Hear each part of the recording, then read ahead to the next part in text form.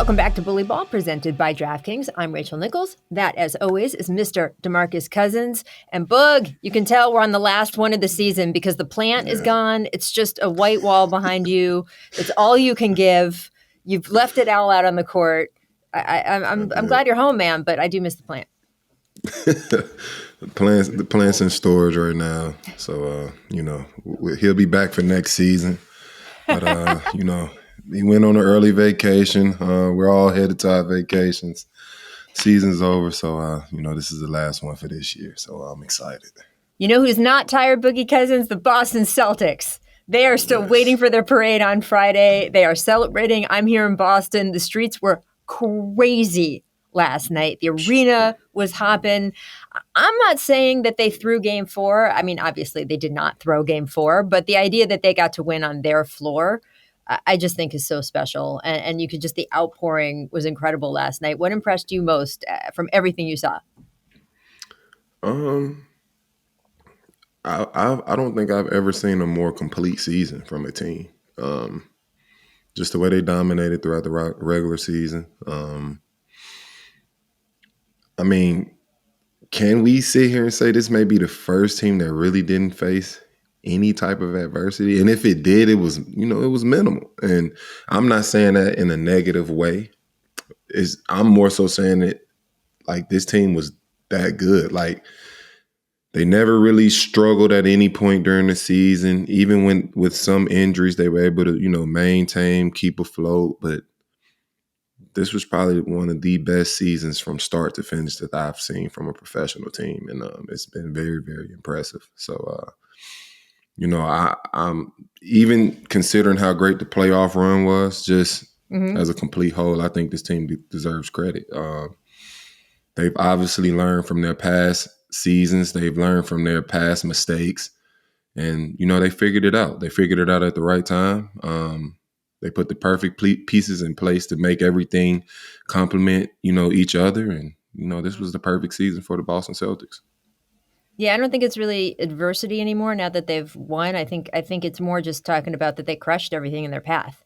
Like there wasn't a lot of, oh my God, the wheels are falling off moments, not because no one challenged them. I think the Dallas Mavericks were a pretty huge challenge for them, but just because they were that good. And we saw it, of course, with the 2016 Warriors. I mean, there have been teams like that, but it's super impressive wire to wire from the very beginning of the season to the last day of the season.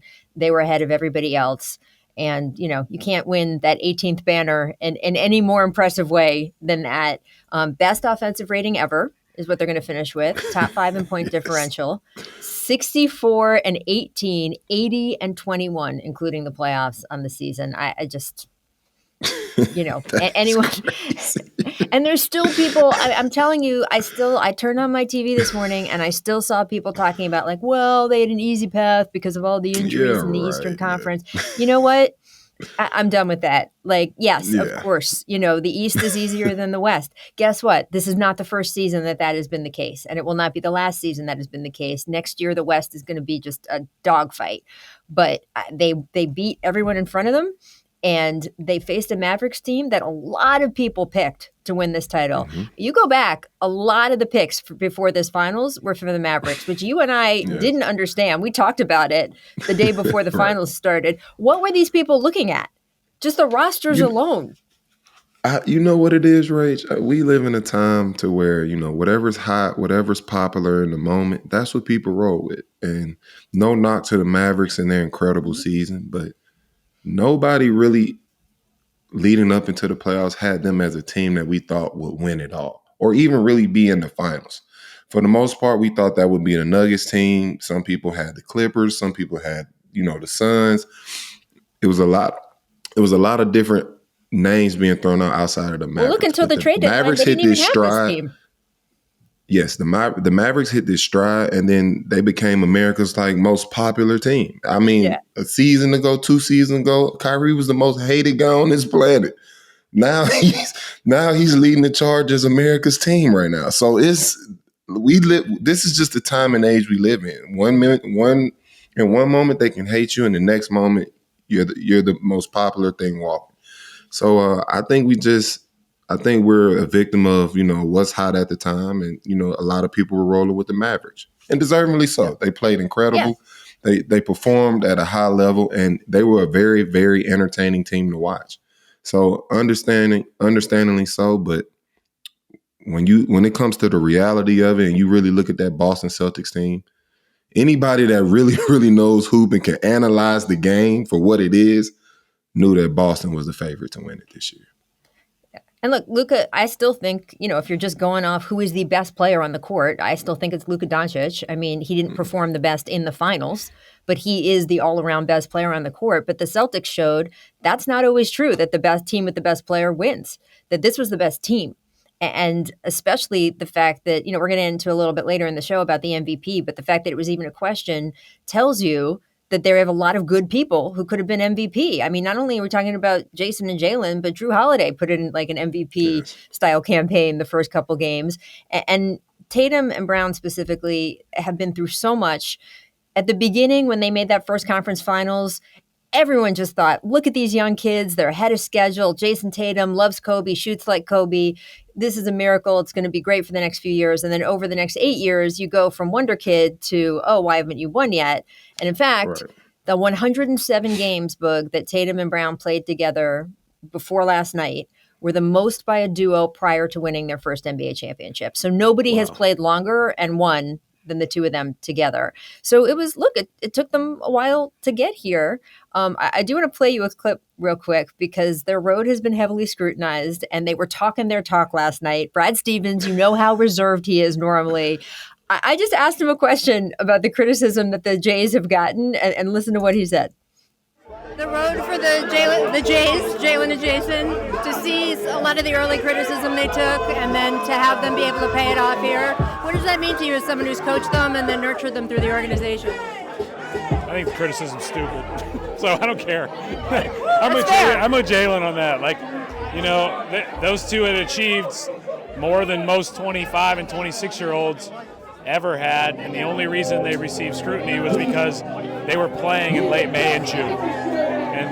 And as a good friend of mine said, I'd rather be in the mix and have my guts ripped out than suck. And those two guys have been really good a long time.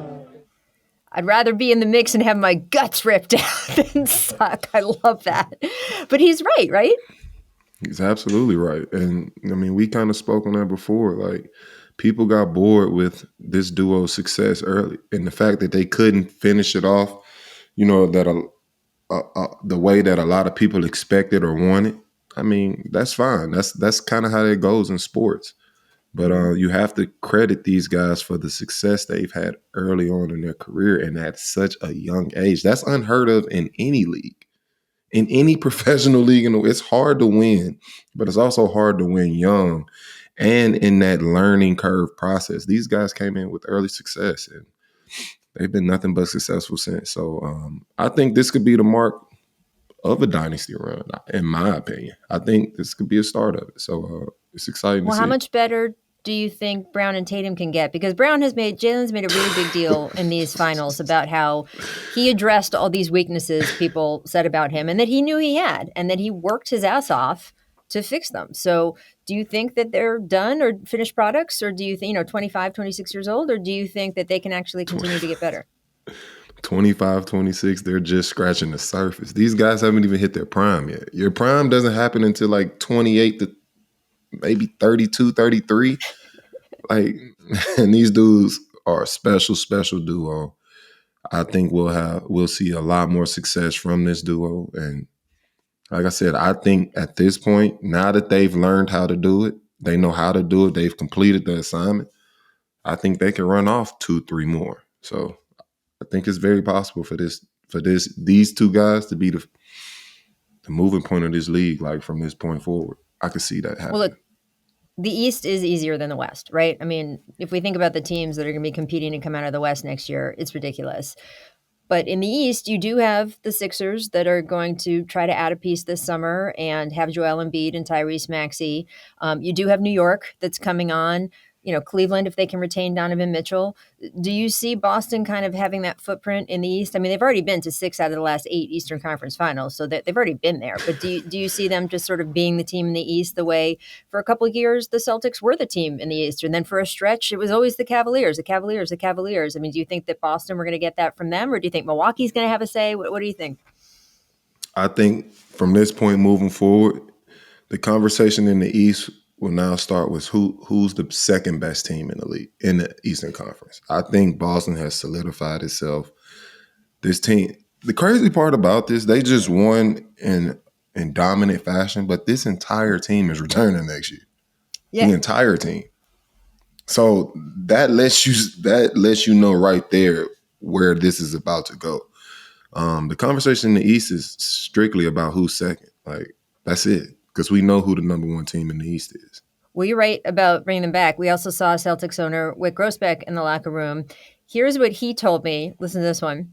How does it feel to have finally delivered this to the city? It's been a while. It's the best feeling that Boston is the city of champions once again. Parade's on Friday, and then we'll go and do it again.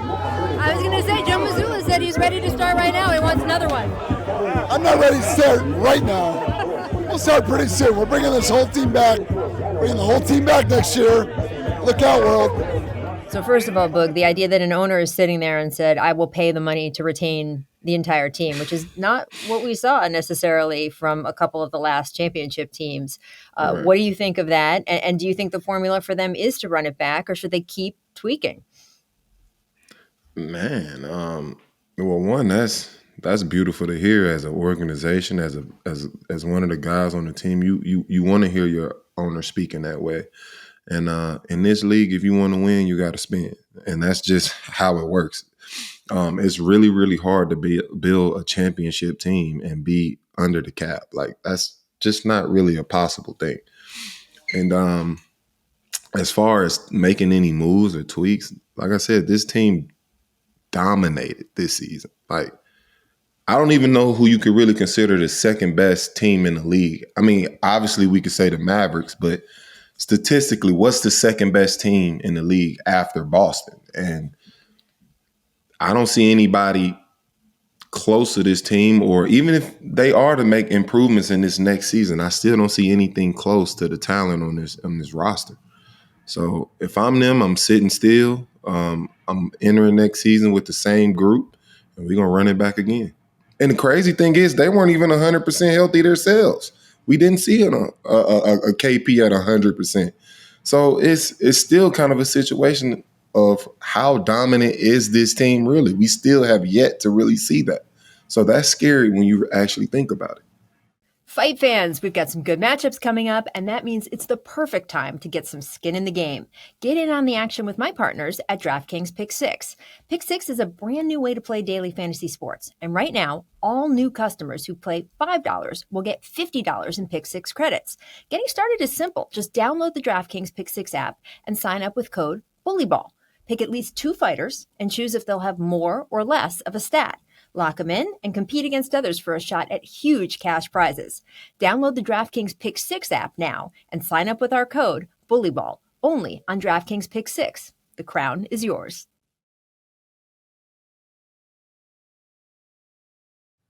Have you ever wondered if Chet Holmgren might be a descendant of Abraham Lincoln?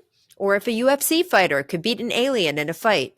Well, maybe you haven't, and that's okay. But Shea Serrano and Jayson Concepcion from Six Trophies, well, they certainly have. If you're like me and you like to listen to as many good basketball podcasts as you can, after you're done listening to Bully Ball, you gotta listen to Six Trophies. Every week, Shea and Jayson serve up the biggest moments from around the NBA with their patented mix of joy, banter, pop culture side quests. They also hand out 6 pop culture themed trophies for 6 basketball-related activities. Stuff like the Denzel Washington in Training Day trophy that's given out to a player or team having the best week around the NBA, or the Lauryn Hill You Might Win Some, but You Just Lost One trophy for the team or player that just can't get it together. Plus a bunch more trophies for all the good, bad, or just plain head-scratching moments around the NBA. So follow Bully Ball, but also follow Six Trophies on the Wondery app or wherever you get your podcasts. Or you can listen ad-free by joining Wondery Plus.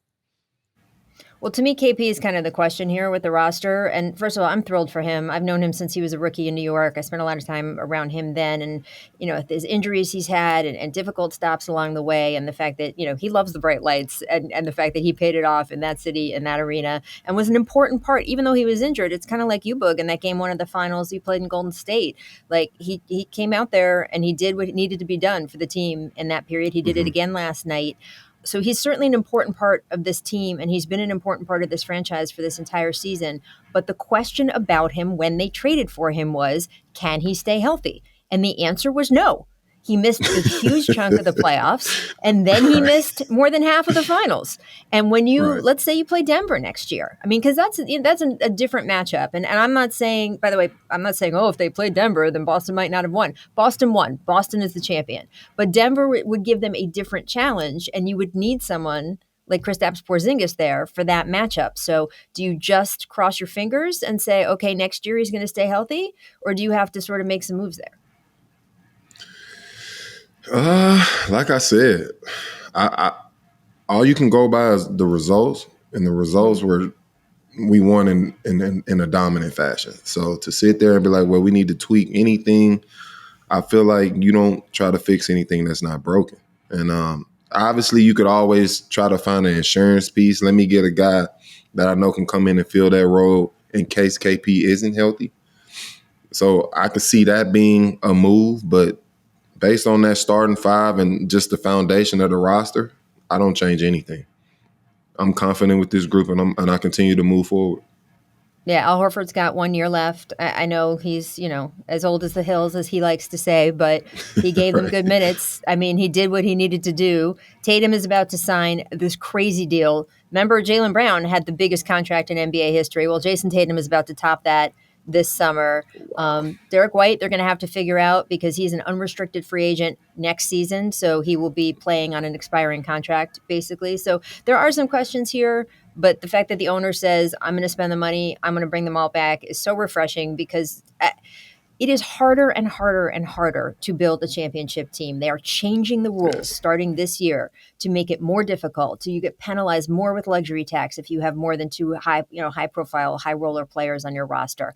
It is to get to this position is I don't know if you can build a team like this again because the rules have changed. Right. So to not put your foot on the gas and spend the money now it would be so short-sighted, but we've seen owners do it. We've seen owners get to the top of the mountain and be like, okay, let me not keep going all in. Let me cut some costs. And I never understand it because it will be a decade or more with most of these teams to get back here. Look at the Celtics themselves. I mean, they've been very good for a lot of this time, and they still hadn't won a title since 2008. So I just think if you're in this position, the Celtics are in now, you spend all the money. And then if in 2 or 3 years, 4 years that, you're out and you have a bad team, you at least have 2 or 3 championships to show for it. So I don't know. When we look at Dallas, they've got their own situation to figure out. If we look, I'm looking at some stats producer Nate just put up. They averaged 93.5 points in their losses in this final. That was compared to 118 that they averaged during the regular season. So a huge production drop there. Obviously, the Boston defense had something to say about that, but there will always be a tough defense if you make it that far. Luka, on the other hand, I mean, he did a dumb thing in Game 3, and I know that he regrets it, and he's got some habits there that came out of that game that showed up that he's got to clean up. He's just got to clean up some of those habits, talking to the officials, not playing the defense that he is capable of playing. Frankly, being in the best shape of his life at the end of the season is not something he's really prioritized up until now. And we saw Nikola Jokic. I mean, you remember Boog. He used to be kind of pudgy, used to, get back on defense was hard for him. And then he completely changed his diet, completely changed his workout pattern, buckled down, and became, frankly, a different player. I mean, rose to that multiple-time MVP level. So I think Luka was second on my MVP ballot this year. I think he will be in the MVP consideration. But if he wants to win a finals, he's got to clean up some of those habits. That all being said, he's fucking amazing. I mean, the things you see him do are just mind-blowing. And it doesn't get old for me. Does it get old for you watching him offensively? No, it doesn't. Nah, it doesn't. Absolutely not. I could watch that guy play basketball every single day and never get bored But I agree with you, Rach. It is some things that have to be cleaned up within that Mavericks team, and specifically with, individuals on the roster. And I do want to piggyback. Like, when it comes to greatness, when it comes to, putting yourself, in that tier of the other greats, which Luka is, it comes with a lot of responsibility. And similar to kind of how Tatum and Jaylen Brown had to continue to go through that ringer to kind of finally figure it out, I think Luka is also going through that process himself.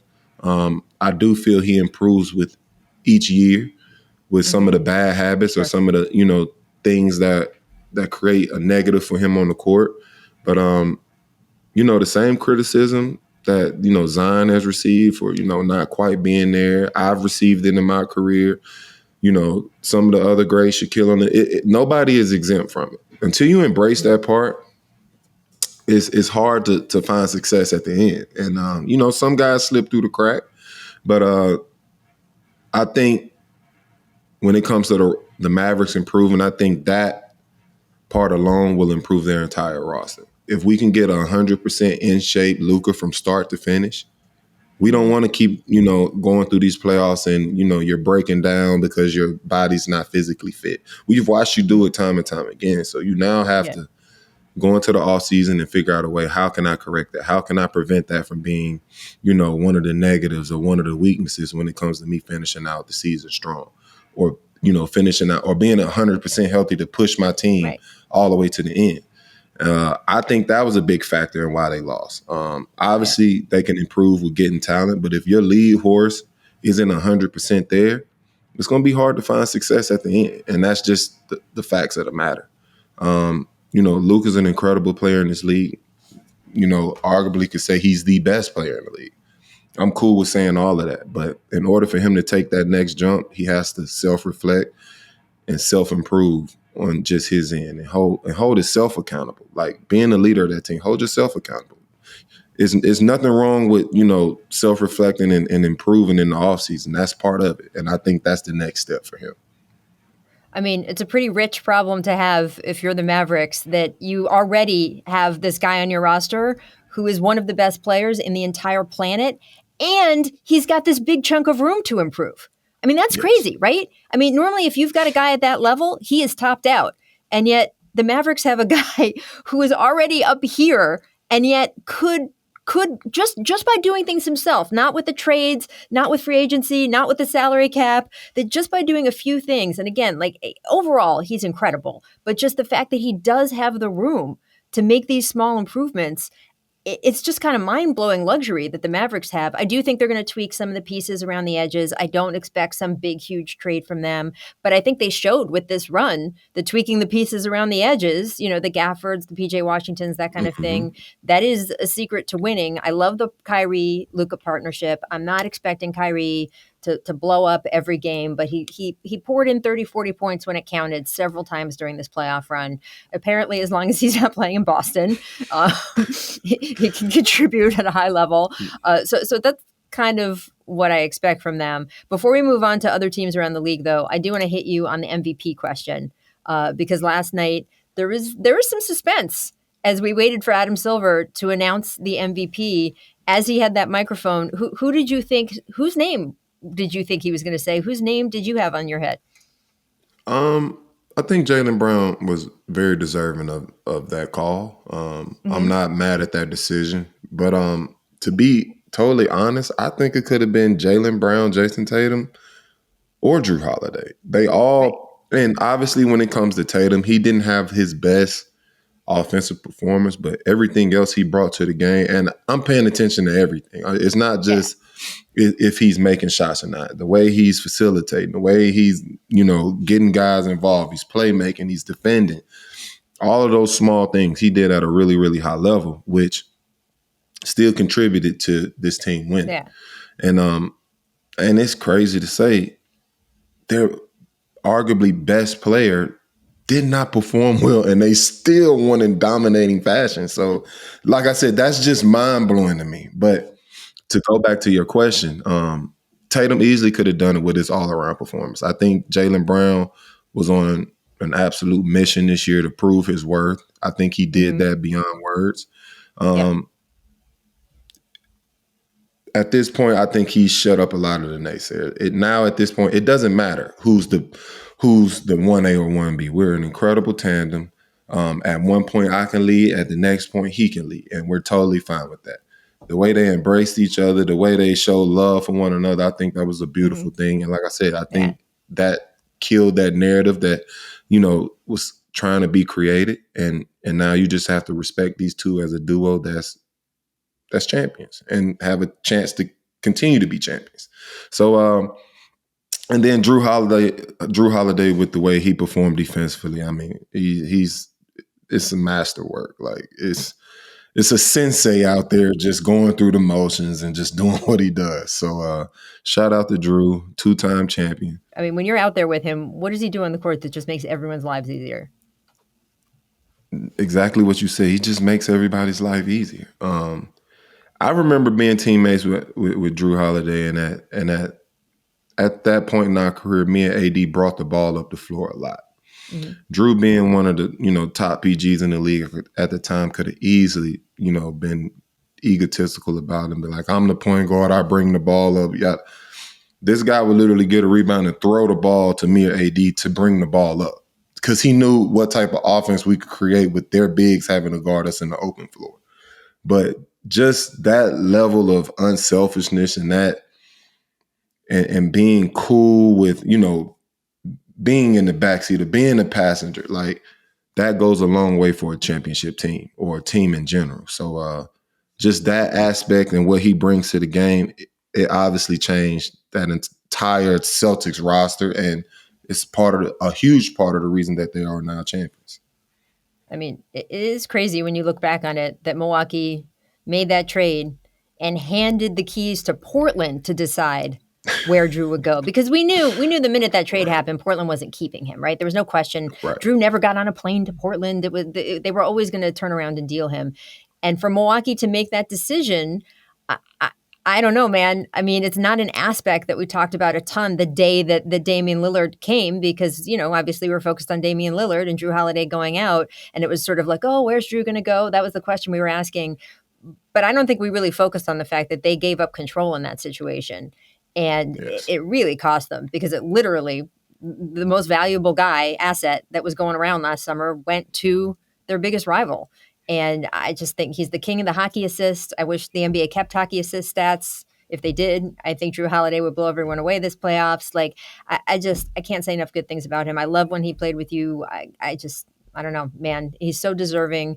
Great guy off the court. Same thing for Jaylen Brown. Same thing for Jayson Tatum. But I mean, what Jaylen Brown does in the community, what Drew Holiday does he and his wife do incredible community work, what they do on every team that they get on. I don't know, man. These are good guys. These are good guys who are being rewarded. And I think that's pretty awesome.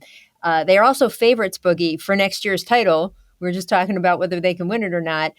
Here are the odds. DraftKings, I'll take that bet. Are you ready to start already laying down money for next season? Because the Chelsea Celtics, heavy favorites, plus 290. So you can still make money. It's not one of those bets where it's sort of like, you spend $1 and you make $1. Plus 290. Right. Denver's next, plus 800. It's interesting. OKC next. That kind of surprised me a little bit. 850. Mavs, 1,000, plus 1,000. Those are the sixth best odds. So what bet are you taking there? Or are you surprised not to see someone else higher on the list? Obviously, I'm a roll with the champions, Celtics. I think they'll be dominant next year as well. But my next bet will probably be OKC. And really? And the reason I say that is they got so much draft capital. They got so much money to play with. Like, they're one star away from dominating the league themselves. So I think, and then on top of that, trusting in Sam Presti to make the decisions for this organization has obviously worked for them over and over again. But I think he'll make the perfect decision and improve that team this summer. So I'm excited to see what they do as well. Funny you mentioned one player away, Boogie Cousins, because they have new rules at the NBA in terms of free agency New rules all around this year. This is what happens when we have a new CBA. But the free agency question has changed because it used to be that even with your own free agents, you had to wait a couple weeks to talk to them, which was always ridiculous because we knew everybody was talking anyway. I mean, it just was. I think these tampering rules are insane. They wiped away at least talk to your own guys, because the idea that you weren't already talking to your own guys is nuts.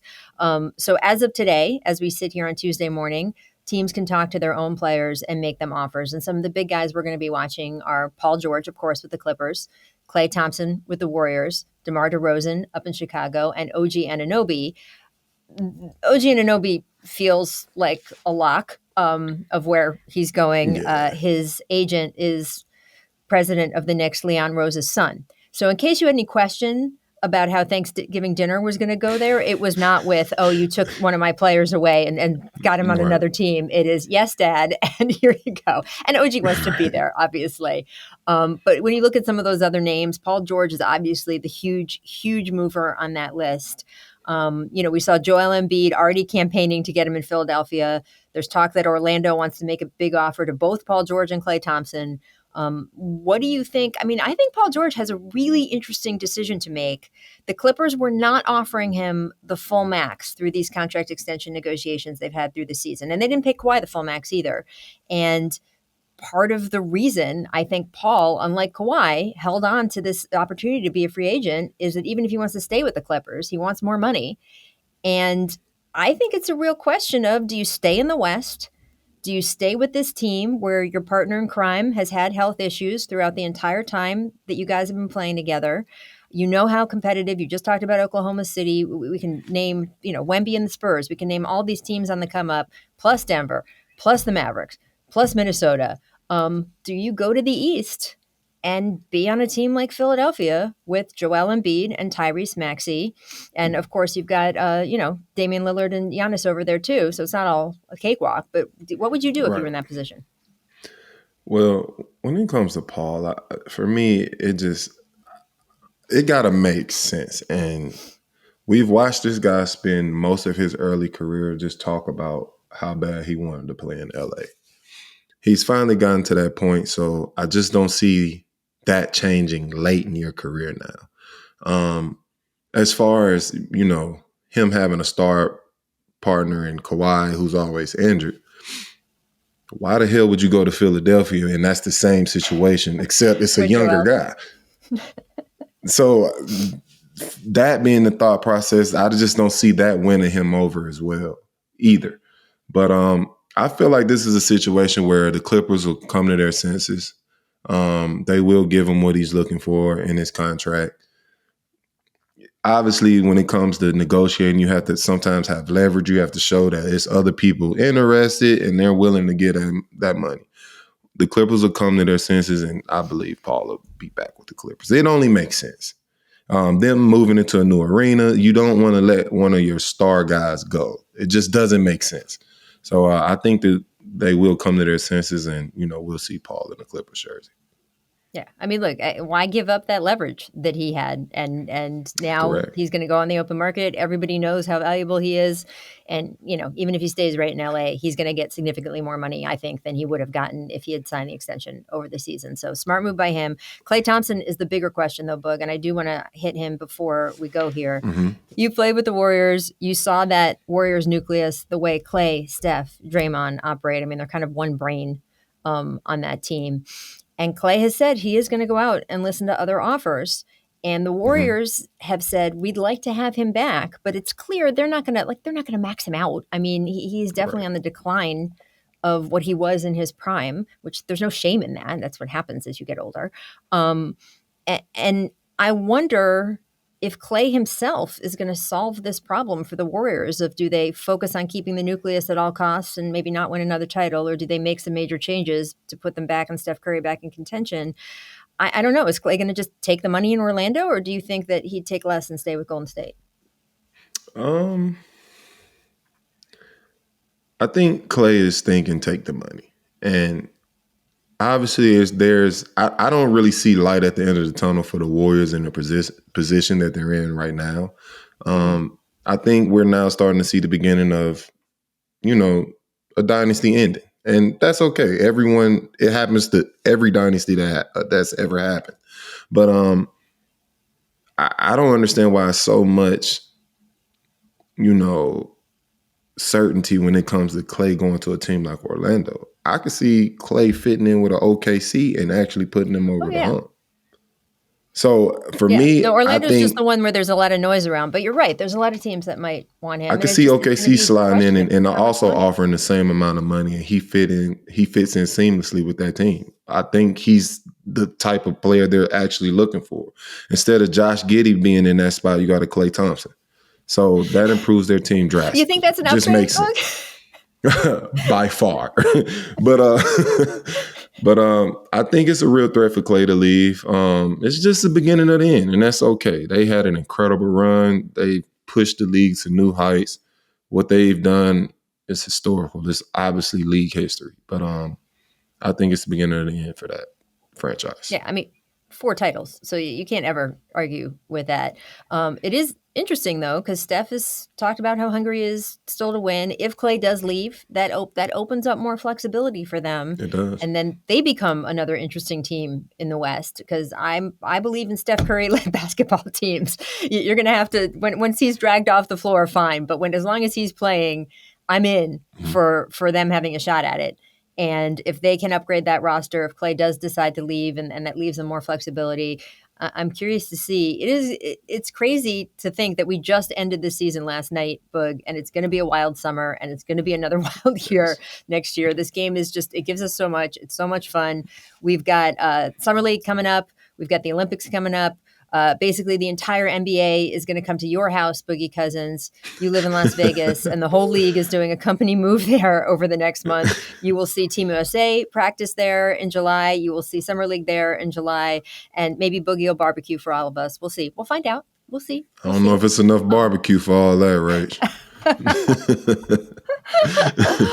We at Bully Ball are going to be taking a break because the season's over, but we will be catching you on other parts of the All the Smoke Productions platforms. You'll see Boogie and I quite a bit. And, go back and listen to past episodes. You can catch all of our episodes on the DraftKings Network, on the All the Smoke Productions YouTube channel, wherever people get their podcasts. And Boog, I just want to say thank you to you. This was a new venture for us this year.